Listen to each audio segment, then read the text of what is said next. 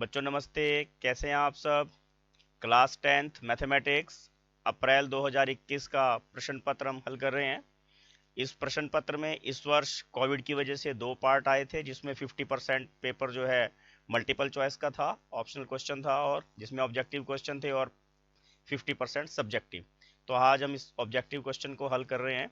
अगर आप मेरे चैनल पर नए हैं तो please press icon button, bell का जो बटन है वो दबाइए और चैनल को सब्सक्राइब कीजिए ताकि आप तक नई वीडियो पहुंच सके। देखिए, पहला क्वेश्चन है 3825 को अभाज्य गुणनखंड के रूप में व्यक्त कीजिए। Express 3825 as a product of prime factor. तो आपने 3825 के गुणनखंड बनाते हैं। देखिए, पहले हम 5 से भाग करेंगे क्योंकि अंत में 5 है तो आसानी से 5 से भाग हो जाएगा। 5 सत्ता 35, 38 से 35 गए, 3 बचेंगे 32, और 5 छिक्का 30, फिर 2 बचेंगे 25, पंजो पंजो 25। उसके बाद फिर 5 से भाग किया, 5 एकम 5, बच के 2, बना 26, पंजो पंजो 25, बच गया 1, 15, और 5 दिए 15। बच्चों देखिए, 5 और 1 6 और 3 9, 9 3 से भाग हो जाता है तो संख्या 3 से भाग हो जाएगी। 3 पंजे 15 और 3 एकम 3, और फिर 3 से भाग करें, 17 तिये 51। और अब हम इसको क्या करेंगे, यहाँ पर लिख लेते हैं। 3825 बराबर है 5 गुना 5 गुना 3 गुना 3 गुना 17। ये हमारे इसके अभाज्य गुणनखंड बन गए। इसको हम ऐसे भी लिख सकते हैं। और ये हमारा फर्स्ट क्वेश्चन बच्चों कंप्लीट हो गया। सेकंड क्वेश्चन में देखिए, इन्होंने बोला है 5 जमा 5 अंडर रूट 5 एक परिमेय संख्या है या अपरिमेय संख्या। इज इट रैशनल और इरेशनल। हमने करना क्या है, क्या ध्यान रखना है बच्चों, जिन संख्याओं का वर्गमूल प्राकृतिक संख्या नहीं है, जैसे इसका तो 2.2 समथिंग आता है, तो वो सब अपरिमेय संख्याएं होती हैं। जैसे अंडर रूट 1 है वो परिमेय है, अंडर रूट 2 अपरिमेय है, अंडर रूट 4 जो है वो परिमेय है, रैशनल हो गया। जिनके वर्गमूल निकल जाते हैं वो परिमेय होती हैं, रैशनल नंबर्स होते हैं। और रैशनल नंबर जिसके साथ भी मल्टीप्लाई होगा या प्लस होगा उसको भी वो इरेशनल बना देगा। तो ये क्या हो जाएगा, 5 जमा 5 अंडर रूट 5 एक अपरिमेय संख्या है। क्या है ये, एक अपरिमेय संख्या है, इरेशनल नंबर है। क्या है ये, इरेशनल नंबर। थर्ड क्वेश्चन में देखिए, एचसीएफ निकालना है 336 और 64 का। 336 और 64 का हमने एचसीएफ निकाला। हम क्या करेंगे, देखिए यहाँ पे इकाई के अंक में सम संख्या है तो हम इसको 2 से डिवाइड कर लेंगे। 2 एकम 2, बच गया 1, 13, और 2 छिक्के 12, फिर 1 बचा 16, 2 अट्ठे 16। फिर 2 से करेंगे, 2 अट्ठे 16 और 4 दूनी 8। फिर 2 से करा, फिर इसको 2 से डिवाइड कर दिया, और फिर 3 के टेबल में चला जाएगा। इसी तरह आप यहाँ से 2 से डिवाइड कीजिए, 32 आएगा, फिर 2 से डिवाइड कीजिए, 16 आएगा, फिर 2 से डिवाइड कीजिए, 8 आएगा, फिर 2 से डिवाइड कीजिए, 4 आएगा, और फिर 2 से डिवाइड कीजिए, 2 आएगा। बच्चों उसके बाद आपने क्या करना होता है, इसको आपने गुणनखंड के रूप में ले, जैसे 336 2 गुणा 2 गुणा 2 गुणा 2 गुणा 3 गुणा 7, और 64 को भी ऐसे लिख लेना, 2 गुणा 2 गुणा 2, 5 बार है ना। अब देखिए ये कॉमन है, इसको लिख लीजिए। इसमें 1 2 और कॉमन आ गया, ये भी लिख लीजिए। ये भी 2 दोनों में है, जो दोनों में हो आपने वही लिखने हैं। तो आपके पास क्या आ जाएगा, 2 raise to power 4 that is 16, यानी कि 16 इसका आंसर आ जाएगा। अगले में देखिए, परिमेय संख्या 64/455। ये बताना है क्या ये दशमलव प्रसार शांत है या अशांत, टर्मिनेटिंग है या नॉन टर्मिनेटिंग। हमने क्या करना पड़ेगा, इसके फैक्टर बनाने पड़ेंगे। और फैक्टर क्या बनेंगे, जैसे 5 से भाग करेंगे 91, और 13 सत्ते 91। ठीक है, आप ऐसे भी कर सकते हो इसको, अगर ऐसे समझ ना आते हो। 9 1 और 7 से गया ये 13 आ गया। बच्चों जिनके हर में 7 होगा, 3 होगा, ये संख्याएं नॉन टर्मिनेटिंग डेसिमल बना देती हैं। क्या बना देती हैं? Non terminating decimal. टर्मिनेटिंग कौन से होते हैं? जिनके बटे में 2 हो या 5 हो, 2 का मल्टीपल या 5 का मल्टीपल, तो वो सब क्या होंगे? टर्मिनेटिंग। और जिनमें अगर कहीं पे भी 7 आ गया और वो ऊपर वाले से ना कटता हुआ तो वो नॉन टर्मिनेटिंग डेसिमल होंगे। तो ये क्या है? नॉन टर्मिनेटिंग है, अशांत दशमलव प्रसार है इसका। क्वेश्चन नंबर 5, द्विघात समीकरण 7x² माइनस 3x जमा 1 शून्यकों का योगफल। इसमें a कितना है? 7, b कितना है? -3 और c कितना है? 1। और शून्यकों का योग क्या होता है? Alpha plus beta minus b upon a. Minus ऐसे का ऐसा आ गया, और b की वैल्यू -3 है अपॉन a वो 7 है। ठीक है, तो कितना आ जाएगा ये? 3/7। अगर क्या आ जाएगा इसमें? 3/7। अगले में देखिए, यदि द्विघात समीकरण द्विघात बहुपद के शून्यकों का योग, यानी कि शून्यकों का योग दिया हुआ, यानी कि अल्फा प्लस बीटा 1/3, और गुणनफल दिया हुआ है -1/3। ठीक है, सम और प्रोडक्ट दोनों दिए हुए हैं। सम है, ये प्रोडक्ट है। हमने क्वाड्रेटिक इक्वेशन बनानी है तो कैसे बनती है? x² minus x into sum of zeros into product of zeros. मूलों का योगफल और मूलों का गुणनफल। x² माइनस एक्स, ये 1/3 आ जाएगा, और -1/3 आपने 3 से मल्टीप्लाई कर देना, क्या आ जाएगा? 3x² minus x minus 1। ये आपके पास आंसर आ जाएगा 3x²। ऑप्शन बी आपका सही आंसर है। 7th में देखिए, रेखीय समीकरणों के युग्मों का बताना, ये संगत है या असंगत है, कंसिस्टेंट है या इनकंसिस्टेंट। आपने सबसे पहले क्या करना है, जो आपके पास 4/3x plus 2y is equal to 8 दिया हुआ, इस 3 से इधर मल्टीप्लाई कर दीजिए और इस 3 से इधर मल्टीप्लाई कर दीजिए। आपके पास आ जाएगा 4x प्लस 6y बराबर 8×3 = 24। ये फर्स्ट इक्वेशन बन गई। और सेकंड बनेगी बच्चों 2x, ये आपके पास ऑलरेडी दी हुई है। तो आपने क्या करना है? a1/a2, क्या करोगे आप? a1/a2 वो आ जाएगा 4/2, काटेंगे 2 आ जाएगा। b1/b2 6/3, काटेंगे 2/1 वही आ जाएगा। और c1/c2 इसको करना 24/12, ये क्या आ गया? 2/1। तीनों बराबर आ गए। और जब तीनों बराबर आ जाएंगे तो आपने यहाँ क्या लिखना है? a1/a2 बराबर है b1/b2 बराबर है c1/c2 के। बच्चों ये कंडीशन क्या होती है? ये कंडीशन होती है अनेक हल की, मैनी सॉल्यूशंस की। ठीक है, और मैनी सॉल्यूशंस वाले क्या होते हैं? ये डिपेंडेंट होते हैं। वैसे तो क्या होते हैं? डिपेंडेंट। ठीक है, और डिपेंडेंट को हम संगत की श्रेणी में रखते हैं, यानी कि ये कॉन्सिस्टेंट है। क्या है ये? इनकॉन्सिस्टेंट। नेक्स्ट में देखिए, s minus t is equal to 3 और s/3 और t/2 इज इक्वल टू 6। आपने यहाँ क्या करना? सबसे पहले इस इक्वेशन को सॉल्व करेंगे हम।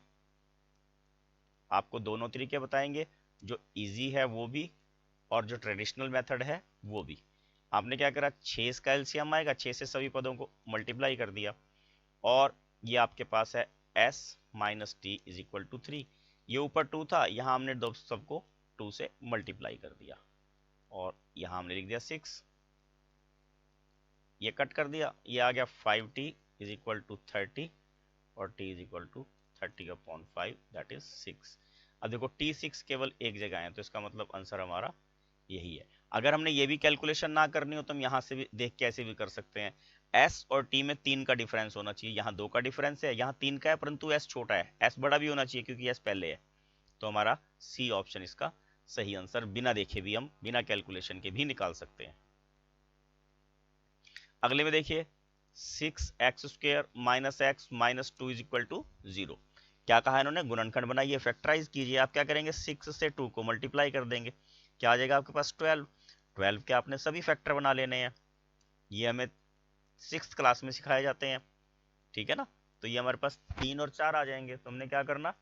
इस x को पहला बड़ा और फिर छोटा इस फॉर्म में लिख लेना है। अब आपने क्या करना? ब्रैकेट खोल लेनी, ब्रैकेट के बाहर माइनस है तो अंदर के चिन्ह बदल जाएंगे। ठीक।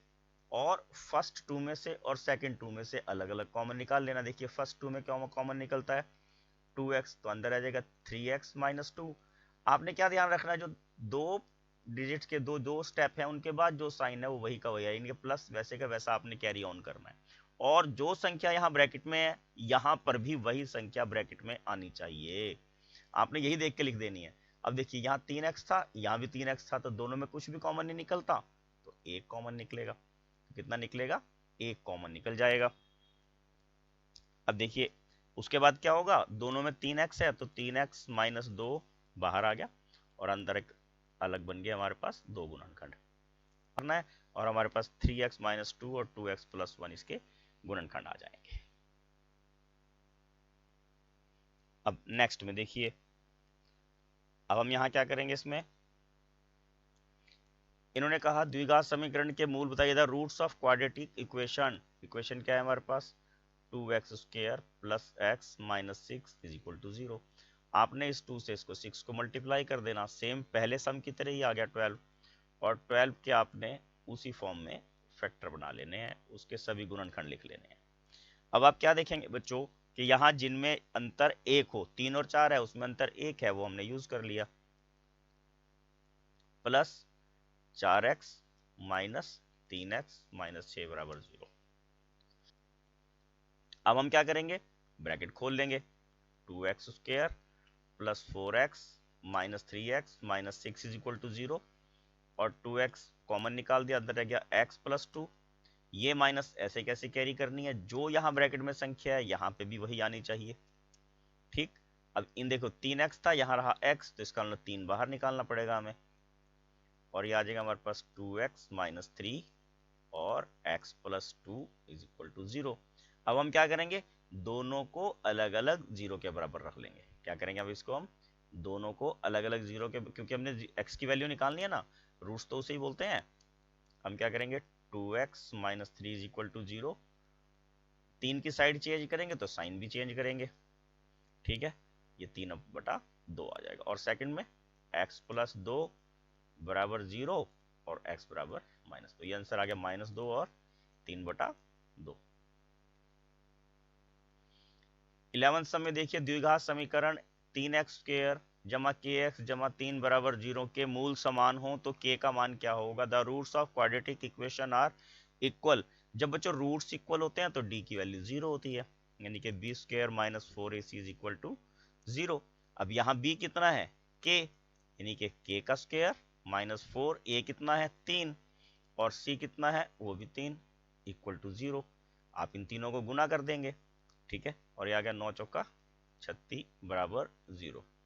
के स्क्वायर इज इक्वल टू 36 और के square is equal two plus minus 6 का स्क्वायर, स्क्वायर से स्क्वायर कट गया और के आ गया प्लस माइनस 6। प्लस माइनस 6 का मतलब क्या होता है, प्लस के 6 का भी स्क्वायर 36 होता है और माइनस के स्क्वायर 6 का स्क्वायर भी 36 होता है, ठीक है। ये आपने ध्यान रखना है, और ऑप्शन ए हमारा सही आंसर आ गया। 12वें क्वेश्चन में देखिए, x प्लस 1 जमा 1 बराबर 0 और 4x plus px plus 8 is equal to 0 समीकरणों के युग्मों का एक अद्वितीय हल है। Find the value of p, does the pair of equations have the unique solution. बच्चों यूनिक सॉल्यूशंस कब होते हैं, जब a1 बटा a2 will not equal to b1 बटा b2। यही तो हमारे पास किसकी, ये देखिए ये सिचुएशन होती है, तभी यूनिक सॉल्यूशन होते हैं हमारे पास, ठीक है। हम क्या करेंगे, a1 कितना है 1 और a2 कितना है 4 is not equal to b1 कितना है 1 और b2 कितना है p, तो इसको क्रॉस मल्टीप्लाई कर देंगे, b will not equal to 4, ये हमारे पास आंसर आ जाएगा। बहुत इजी क्वेश्चन है, ध्यान से करेंगे तो आपको करने आ जाएंगे। अब देखिए 13th में क्या पूछा था, सार्व अंतर लिखिए, इनमें कॉमन डिफरेंस बताना है। कॉमन डिफरेंस कैसे निकालते हैं, a2 माइनस a1 यानी कि 1 माइनस 4 दैट इज माइनस 3, बस इतना सा आंसर है इसका। आपने यहाँ डी का ध्यान रखना है, वो डी ऊपर विविध कर वाला होता है, बड़े वाला विविध कर, ठीक है ना, डिस्क्रिमिनेंट जिसे बोलते हैं, और स्मॉल डी जो है यहाँ पे कॉमन डिफरेंस के लिए यूज करते हैं, ये आपने यहाँ पर ध्यान रखना है। नेक्स्ट में देखिए एपी 5 12 19 का 14वां पद बताना है हमने। एपी कितनी है? 5 12 19 और 14th जो है हमने यहाँ पे स्टेप इसका टर्म जो है फाइंड आउट करनी है। ए कितना आ गया? 5। डी कितना आ गया? 12 माइनस 5 इज इक्वल टू 7। ए 14 निकालना है तो फार्मूला है ए प्लस 13 डी। ए कितना है हमारे पास? 5 प्लस डी कितना लिखा है हमारे पास? 7। तो ये आ गया 9, सॉरी प्लस का निशान आएगा, गलती से लग गया ये। और 5 प्लस 91, आंसर आ गया 96। ये एपी का क्वेश्चन था। ये 15th क्वेश्चन देखिए बच्चों। प्लीज अगर आपने अभी तक चैनल सब्सक्राइब नहीं किया तो प्लीज चैनल सब्सक्राइब कीजिए। अपने फोन से, भैया के फोन से, मम्मी के फोन से इसको लाइक कीजिए, शेयर कीजिए, ताकि आप तक अगली वीडियो आसानी से पहुंच सके।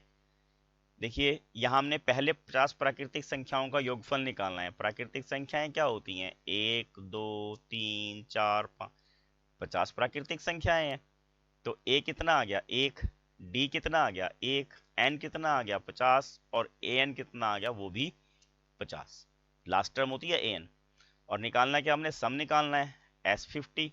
तो क्या फार्मूला है? n/2 इंटू ए प्लस एल। एल या ए एन, एल या ए एन आपने यहां भी ध्यान रखना है। एल मीन्स लास्ट टर्म, अंतिम पद, A N means last term, ये भी ठीक है ना। ये आ गया 50/2। ए 1 है, एल 50 है। 5 से 2 से काटेंगे 25 आ जाएगा। ये आ जाएगा 25 गुना 51। 25 एकम 25 का 5, हंसी लगा 2, 25 पंजा 125 और 2 127, 1275 इसका आंसर आ जाएगा। नेक्स्ट सम देखिए। इस सम में इन्होंने कहा, क्या कहा हमें 16th में? AP 2 - 1 - 4 नेक्स्ट 3 टर्म्स लिखनी है। अब आप यहाँ क्या देख रहे हैं? 3 घट रहे हैं, तो -4 के बाद क्या आएगा? -7, उसके बाद -10, उसके बाद -13। बस आपने कुछ भी नहीं करना है इसमें तो, क्योंकि 1 नंबर का क्वेश्चन है। अंदाजे से भी बता सकते हो आप कितने कितने घट रहे हो, उतने घटा के लिख देने। अगर बढ़ रहे हो तो बढ़ा के लिख देते हैं। अगले में देखिए, सभी वर्ग समरूप या सर्वांग सम। देखिए हिंदी में इसके संधि विच्छेद कर दें। सर्व जमा अंग जमा सम, सभी अंग समान। अब वर्गों के सभी अंग समान थोड़ी होते हैं, क्योंकि मान लो एक वर्ग हमने ये लिया जिसकी 1 सेंटीमीटर भुजा हो, एक वर्ग हमने ये लिया जिसकी 2 सेंटीमीटर भुजा हो। अंग बराबर नहीं हुए, परंतु समरूप है, सिमिलर है, देखने में एक जैसे हैं, तो उनको क्या बोलेंगे? सिमिलर, समरूप। क्या बोलेंगे इसको हम? समरूप। इसी तरह सभी वृत्त भी समरूप होते हैं, सभी वृत्त भी समरूप होते हैं।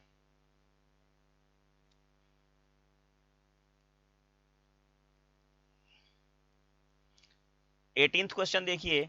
18th क्वेश्चन में इन्होंने हमें क्या कहा है? Question number 18, choose the correct option. क्या बोला है कि एक ट्रायंगल दी हुई है, उसकी 2 साइडें हैं, बीच का एंगल है, 2 साइडें हैं, बीच का एंगल है। तो हमारे पास सिमिलैरिटी क्राइटेरिया क्या हो जाएगा? अगर 2 साइडें हो तो साइड एंगल साइड, यानी कि साइड एंगल साइड। केवल क्राइटेरिया बताना है आपने। अगर सारे एंगल समान दिए हुए हो तो आप एंगल एंगल एंगल क्राइटेरिया बताओगे। अगर सारी भुजाएं सिमिलर प्रोपोर्शन में हो, सेम अनुपात में हो, तो आप भुजा भुजा भुजा S S S name criteria बताओगे। क्वेश्चन नंबर 19 देखिए। नीचे त्रिभुजों की भुजाएं दी गई हैं, इनमें से कौन सा त्रिभुज समकोण है, हमने ये बताना है। तो बच्चों समकोण त्रिभुज की आपने क्वालिटी याद रखनी है। क्या होती है कि आधार का स्क्वायर, ये आधार है ना, इसका स्क्वायर जमा लंब का स्क्वायर कर्ण के स्क्वायर के बराबर होता है। ठीक है, तो आपने क्या करना, 2 छोटी भुजाएं जैसे 7 और 24 है, इनका स्क्वायर करके देखिए पहले। 7 का स्क्वायर जमा 24 का स्क्वायर, 7 का स्क्वायर 49, 24 का स्क्वायर 576, जोड़ के क्या आ गया? 625। और जो तीसरी भुजा है उसका अलग से स्क्वायर करके देखिए। अब देखिए ये भी 625 आ गया, इसका मतलब ये समकोण त्रिभुज है। अगर ये दोनों सेम ना आए तो ये समकोण त्रिभुज नहीं है। मतलब आपने किसी भी को समकोण त्रिभुज बताने के लिए तीनों भुजाओं में से 2 छोटे का स्क्वायर करके देख लेना। अगर वो बड़ी के स्क्वायर के इक्वल आ रहा है उसका सम, तो वो समकोण है, अदरवाइज समकोण नहीं है। अगले में देखिए, यदि एक वृत्त एक बिंदु P, ये P बिंदु दिया हुआ है, से O केंद्र वाला ये वृत्त है कि PA और PB दो स्पर्श रेखाएं हैं का 100 डिग्री का उनके बीच में कोण है। आपने POA बताना है, POA। सबसे पहले हम क्या निकालेंगे, AOB, ये सामने वाला एंगल निकालेंगे, और सामने वाले एंगल क्या करते हैं हम 180 में से घटा देते हैं, कितना आ जाएगा 80। अब हमने ये एंगल निकालना है, ये वाला एक, तो एक नंबर कितना आ जाएगा 80 का आधा, यानी कि 40 डिग्री। ऑप्शन ए हमारा सही आंसर आएगा। अगला देखिए, वृत्त और उसकी स्पर्श रेखा के उभयनिष्ठ बिंदु को क्या कहते हैं? स्पर्श बिंदु क्या बोलते हैं उसको? स्पर्श बिंदु। उभयनिष्ठ बिंदु को क्या बोलते हैं? स्पर्श बिंदु, जहां पे दोनों टचिंग पॉइंट होते हैं उसके। अगला देखिए, एक 22वें क्वेश्चन में क्या है, एक बिंदु से एक वृत्त की स्पर्श रेखा की लंबाई 24 है, ये दी हुई है स्पर्श रेखा, और केंद्र से दूरी 25 सेंटीमीटर है। तो हमने ओपी निकालना है। सिंपल सा फार्मूला याद रखिए, बड़े में से छोटे का स्क्वायर घटा देना है। ये आ जाएगा 625 माइनस 576, घटाओगे कितना आ जाएगा 49, और 49 का वर्गमूल 7। ये आंसर हमारे पास 7 आ गया। आपने क्या ध्यान रखना, ये 90 का एंगल होता है यहाँ पे, ठीक है, और ये कर्ण है। अगर कुछ भी समझ ना आ रहा हो तो आपने क्या करना, बड़े का स्क्वायर माइनस छोटे का स्क्वायर, या बड़े का स्क्वायर प्लस छोटे का स्क्वायर करके वर्गमूल निकालना, जो ऑप्शन में मिले आपने उसको टिक कर देना है। सिंपल सा बात है। आपको समझ नहीं आ रहा, अगर कुछ भी समझ नहीं आ रहा तो आपके पास ये तुक्का चल सकता है। अगले में देखिए, आकृति में BE समानांतर DE समानांतर BC है, और हमने EC फाइंड आउट करना है। तो आपको दिया हुआ क्या है, जैसे एक ट्रायंगल होती है, ये थेल्स प्रमेय, आधारभूत अनुपातित प्रमेय। इसमें हम क्या बोलते हैं, अगर किसी त्रिभुज में एक भुजा के समानांतर खींची गई रेखा दूसरी भुजा को समान अनुपात में विभाजित करती है। A line parallel to the third side of a triangle divides the other two side in the same proportion. ये 2 दिया हुआ है, ये 4 दिया हुआ है, ये 1 है, और ये फाइंड आउट करना है। तो हम यहाँ क्या करेंगे, ये D है और ये E है, AD upon BD is equal to AE upon EC। ये कितना आ जाएगा 2/4 इक्वल टू 1/x। कैलकुलेट कर लीजिए, 2x is equal to 4 and then x is equal to 4/2। Cut करेंगे तो हमारे पास 2 आ जाएगा, x की वैल्यू क्या आ जाएगी 2। 24वें क्वेश्चन में देखिए, हमें बिंदुओं के बीच की दूरी निकालनी है, और दूरी का फार्मूला आपको याद होगा बच्चों। अगर मैं इसको P मान लूं, इसको Q मान लूं, तो हम लिखते हैं PQ x2 माइनस x1 का whole square plus y2 minus y1 का होल स्क्वायर। अब देखिए, x1 कितना है -1, x2 कितना है -4, y1 कितना है -1, और y2 कितना है 4। वैल्यू तो ही पुट करनी है बस हमें।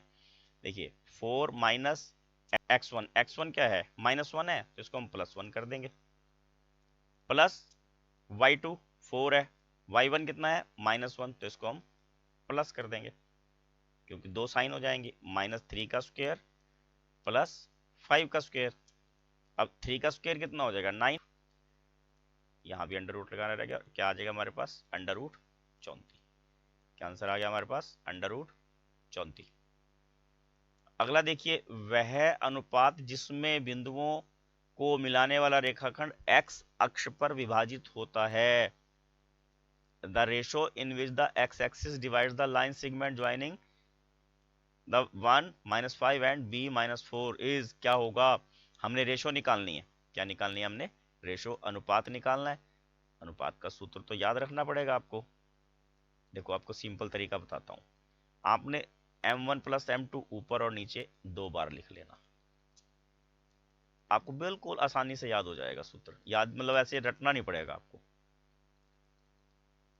जहां x की फॉर्म निकालनी है आपने, तो यहां m2 के साथ x2 लिख देना, और m2 के साथ x1। जहां y की फॉर्म निकालनी होगी, m2 के साथ m1 के साथ y2, और m2 के साथ y1। अब इन्होंने क्या बोला, x अक्ष पर। बच्चों x अक्ष पर y0 ये पॉइंट होता है, तो हमें y निकालना पड़ेगा। हमने ये वाला पोर्शन इसका यूज करना पड़ेगा। देखिए, तो हम क्या करेंगे, यहाँ पर y2 अब यहाँ पे देखिए y2 कितना है हमारे पास 5, m1 प्लस m2, और y1 कितना है -5 बटे m1 प्लस m2 इक्वल किसके आएगा 0 के। और 0 के इक्वल आने पर क्या होगा, इससे ये मल्टीप्लाई हो जाएगा, हमारे पास आ जाएगा 5m1 और उसके बाद प्लस -5m2 बराबर 0। 5m1 बराबर 5m2, क्योंकि साइड चेंज करेंगे साइन भी चेंज करेंगे। m1 बटा m2 5/5 काट देंगे, क्या आ जाएगा 1/1। अनुपात क्या आ गया हमारे पास 1:1। ऑप्शन बी हमारा इसके अंदर सही आंसर होगा। अगले में देखिए, उस बिंदु के निर्देशांक जो 4, 3, 8, 5 को जोड़ने वाले रेखाखंड को आंतरिक रूप से 3:1 के अनुपात में विभाजित करता है। पॉइंट्स दिए हुए, ये -3 है, यहाँ पे ये मिस प्रिंटिंग है। तो हमने क्या करना, देखिए फार्मूला हमारे पास वही है, m1 plus m2 upon m1 plus m2। अभी ऊपर बताया था मैंने आपको लिखना, ये x2 ये x1, यहाँ फिर m1 प्लस m2, यहाँ y2 यहाँ y1 upon m1 plus m2। अब आपने करना क्या है, देखिए आपके पास x1 कितना है 4, x2 कितना है 8, और y1 कितना है -3, और y2 कितना है 5। m1 कितना है 3 और m2 कितना है 1। बस आपने वैल्यू ही पुट करनी है बच्चों, इसको ध्यान से, ठीक है। वैल्यू पुट करते हुए आपने बिल्कुल ध्यान रखना है, गड़बड़ ना हो। अब देखिए हम क्या करेंगे, यहाँ पर x2 कितना है 8, m1 3 प्लस m2 1 और x1 4 बटे 3 जमा 1। ये हमारे पास x की फॉर्म आ जाएगी, 8 तिया 24, 4 एकम 4 और 3 और 1 4, ये आ गया 28 बटे 4 बराबर 7। और अब हम इसमें y की फॉर्म निकालेंगे तो क्या निकलेगी, देखिए y2 कितना है 5 और m1 3 प्लस m2 और y1 कितना है हमारे पास -3 बटे 3 जमा 1। यह आ जाएगा हमारे पास 5 तिये 15 -3 बटे 4, 12 बटे 4 काट देंगे, क्या आ जाएगा 3, और पॉइंट क्या आ गया हमारे पास 7 और 3, यानी कि ऑप्शन सी हमारा सही उत्तर है। 27वां क्वेश्चन देखिए, एक्स अक्ष पर वह बिंदु जो कि 2, -5, -2, 9 से समदूरस्थ हो, इक्विडिस्टेंस होना चाहिए। इक्विडिस्टेंस के लिए देखिए ए इसको मान लेते हैं हम 2, -5, और एक्स अक्ष पर y0 अभी भी बताया था मैंने, इसको हम बी बिंदु मान लेते हैं, और ये सी बिंदु -2 और 9। हम क्या करेंगे, A B is equal to B C. तो ए बी कैसे निकालेंगे, x2 माइनस x1 का square plus y2 minus y1 का स्क्वायर, इसका वर्गमूल, और यहां पर x2 माइनस x1 का square plus y2 minus y1 का स्क्वायर, इसका वर्गमूल से वर्गमूल कट जाएगा, इसका स्क्वायर कीजिए a square minus a square plus b square minus 2ab के फॉर्मूले से, और 5 का स्क्वायर 25, ये एक्स स्क्वायर 2 का स्क्वायर 4, और ये आ जाएगा 4x और 9 का स्क्वायर 81, 4 से 4 कट जाएगा, एक्स स्क्वायर से एक्स स्क्वायर कट जाएगा। उसके बाद हम क्या करेंगे, -4x, ये भी -4x is equal to 81 minus 25, -8x बराबर 56, और x बराबर 56 बटा -8, -7 यहाँ पर हमारे पास वैल्यू आ गई। अब हमारे पास आंसर क्या आएगा, -7 और 0, क्या आंसर आएगा -7 और 0। अब ऑप्शन में हमारे पास -7 0, बी ऑप्शन हमारा सही आंसर है।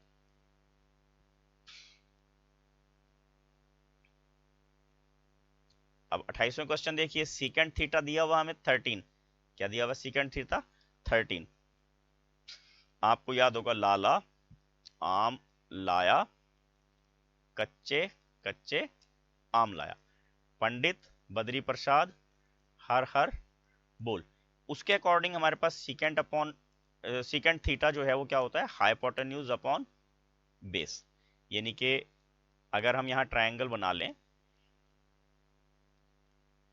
तो इस ट्रायंगल में हमारे पास अगर इसको ए बिंदु दे दें, इसको बी, इसको सी, और ये एंगल थीटा, तो हाइपोटेन्यूज 13 है, बेस हमारे पास 12 है।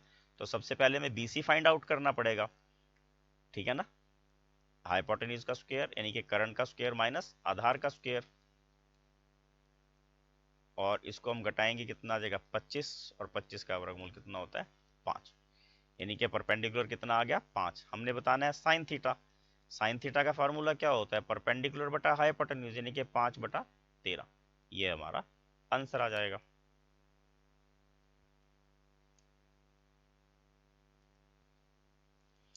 अब 29th में देखिए, 29th क्वेश्चन में क्या है, इन्होंने क्या दिया है हमें, 2 tan 30, यानी कि tan 30 की वैल्यू कितनी होती है 1/√3 अपॉन 1 प्लस 1/√3। यहाँ भी tan 30 है, तो ये कितना आ जाएगा 2/√3, नीचे आ जाएगा 1 प्लस 1/3। अब 2/√3 तो ऐसे रहने दिया, नीचे वाले को जब प्लस करेंगे कितना हो जाएगा, 3 से अगर मल्टीप्लाई कर देंगे, 3 एकम 3 और 1 4, 4/3 आ जाएगा। हल करके क्या आएगा, 2/√3 गुना 3/4, 4 से 2 को काटा, 2 आ जाएगा, और इसको इससे काट के क्या आ जाएगा √3। अब हमारे पास आ गया √3/2, और √3/2 वैल्यू होती है साइन 60 की। तो ऑप्शन ए हमारा यहाँ सही आंसर आ जाएगा। अगले में देखिए 30th क्वेश्चन में 2 tan स्क्वायर 45, क्या लिखा है ये, अगर थोड़ा हल्का लिखा हुआ है, इसको मैं दोबारा लिख देता हूँ, cos स्क्वायर 30 और माइनस साइन स्क्वायर 60।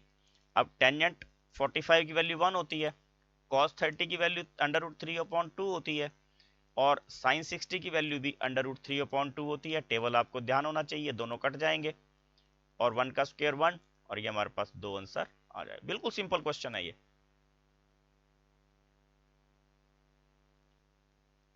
अगले में देखिए 14 सेंटीमीटर त्रिज्या और 60 डिग्री त्रिज्याखंड के कोण वाले वृत्त के त्रिज्याखंड का क्षेत्रफल क्या होगा। Area of sector, area of sector का फार्मूला तो आपको याद होगा बच्चों, क्या होता है θ/360 पाई आर स्क्वायर। थीटा कितना है हमारे पास 60/360, पाई की वैल्यू पुट कर देनी है, और आर कितना है 14, 14 का स्क्वायर इससे कट कर दिया, 60 की जीरो 360 की जीरो से कट गई, 6 कम 6, 6 कम 36, 2 से काटा इसको 3 आ गया। तो हमारे पास क्या आ जाएगा 14 दूनी 28 का 8 से लेगा 2, 14 दूनी 28 और 2 30, 308/3 सेंटीमीटर स्क्वायर, यानी कि ऑप्शन सी हमारा सही उत्तर आएगा।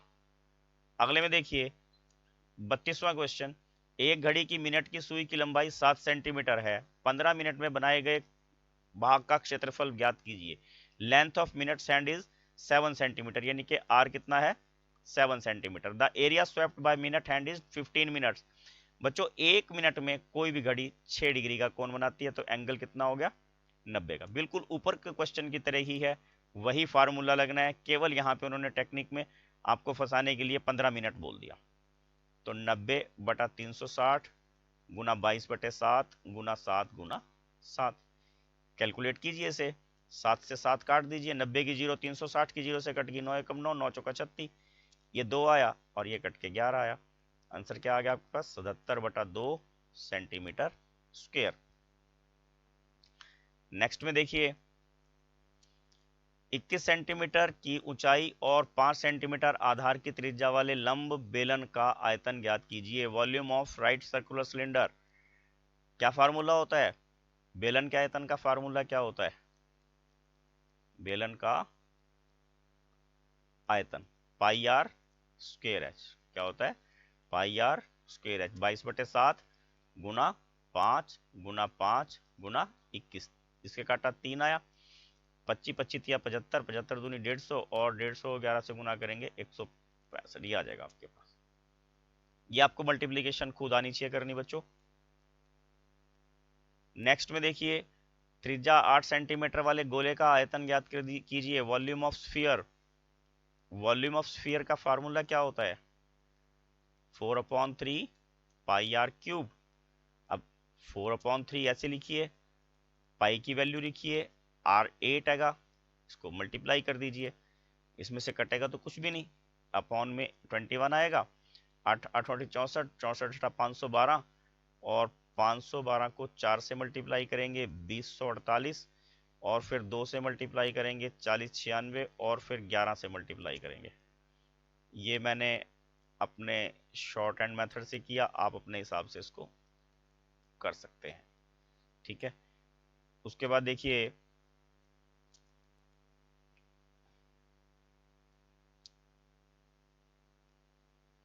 यहाँ पे सेंटीमीटर क्यूब भी लिखना था। और अगले में देखिए 35वें क्वेश्चन में त्रिज्या 4 सेंटीमीटर वाले गोले को पिघलाकर 2 सेंटीमीटर त्रिज्या वाले बेलन के रूप में डाला गया है, बेलन की ऊंचाई ज्ञात कीजिए।